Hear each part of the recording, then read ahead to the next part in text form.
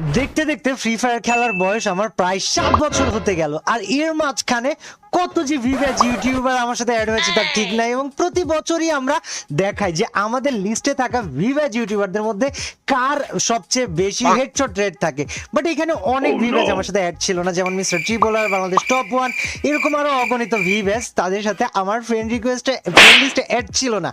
আজকে মোটামুটি আমাদের ভিভ্যাজের যেই সংখ্যা সেটা অনেক ইনক্রিজ হয়েছে, এবং আমি আজকে তোমাদের সাথে দেখতে চাচ্ছিলাম যে অ্যাকচুয়ালি আমাদের যে লিস্টের থাকা ভিভ্যাজ তাদের মধ্যে সবচেয়ে বেশি হেডশট রেট কার।